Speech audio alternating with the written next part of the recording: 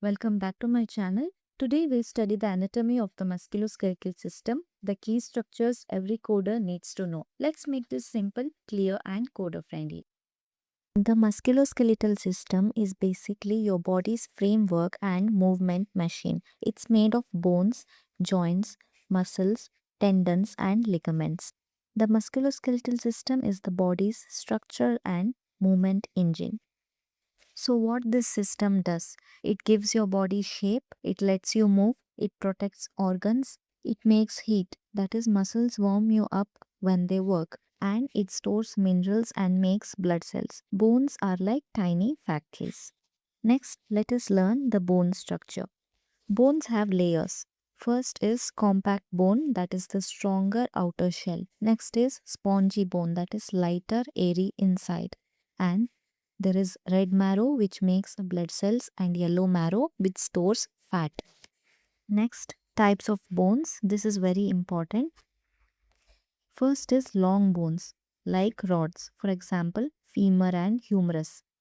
Next are short bones, like little cubes, for example, the bones in the wrist and ankle bones. Next, flat bones, like plates, such as skull and ribs. Next is sesamoid bones.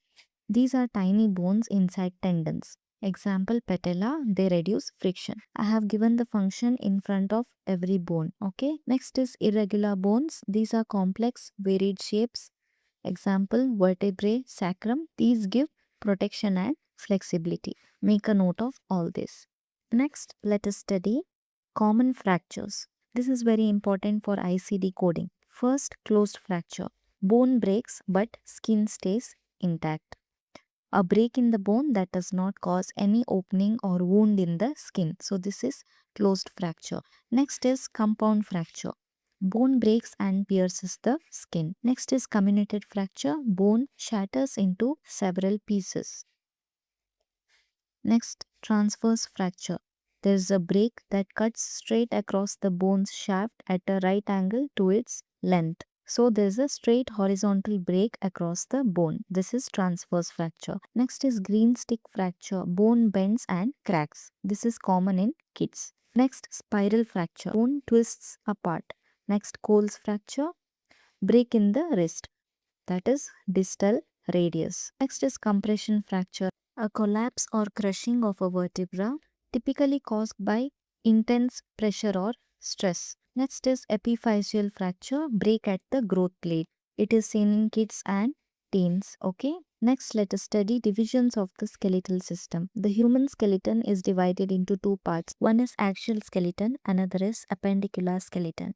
Axial skeleton consists of skull, hyoid, vertebral column, ribs, sternum, sacrum. It is responsible for protection and posture. Next is appendicular skeleton. It consists of limbs, shoulder and pelvic girdles. Its main job is movement and support.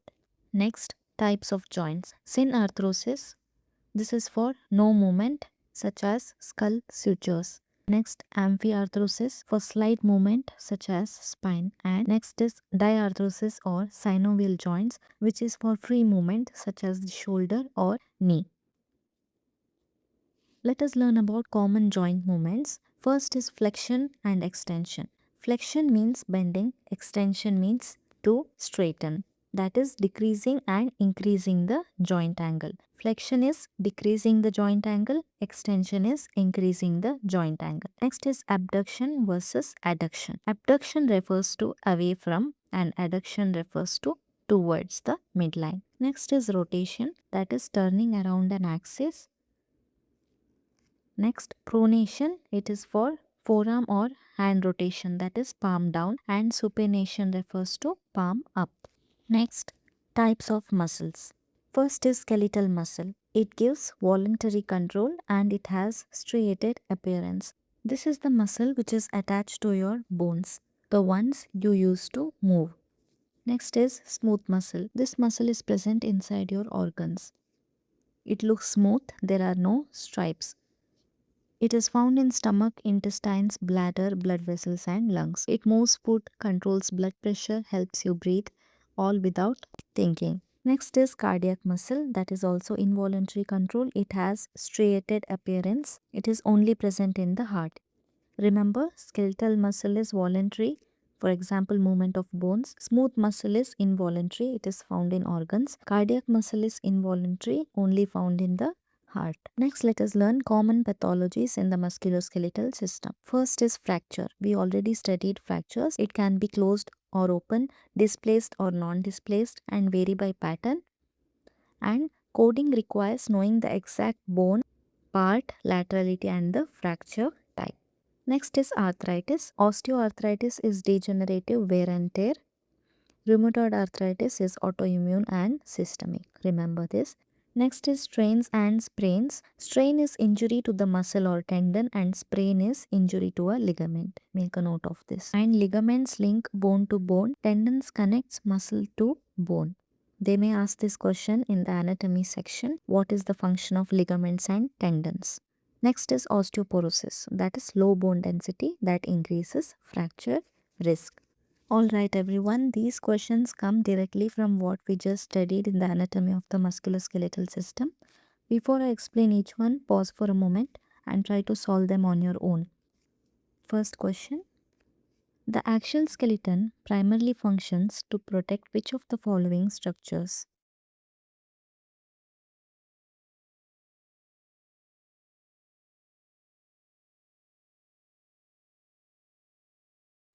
The correct answer is central nervous system. Axial skeleton includes skull, vertebral column and rib cage. Its main job is protection and posture, especially protecting the brain and spinal cord which form the central nervous system. Next question. Which bone is part of the axial skeleton?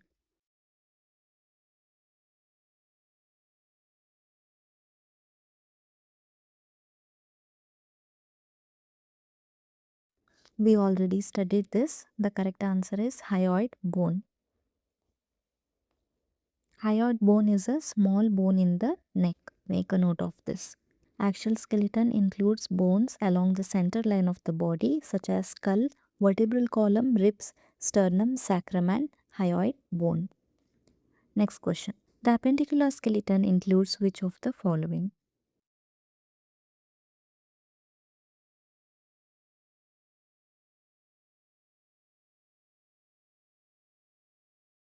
The correct answer is pelvic girdle. That is option C.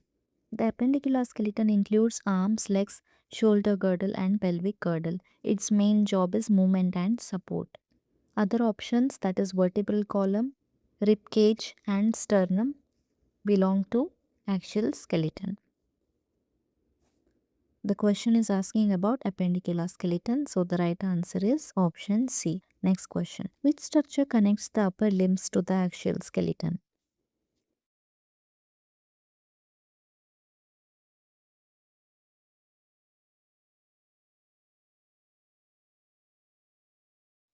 The correct answer is shoulder girdle. Your arms connect to your body through the shoulder girdle, that is clavicle plus scapula. The girdle attaches the upper limbs to the axial skeleton.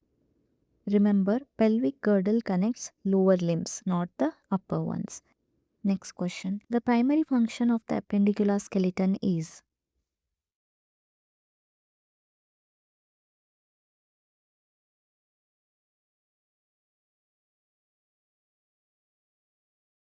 The correct answer is movement and locomotion. Appendicular skeleton includes all the bones that help you move, such as arms, legs, shoulder girdle, and pelvic girdle.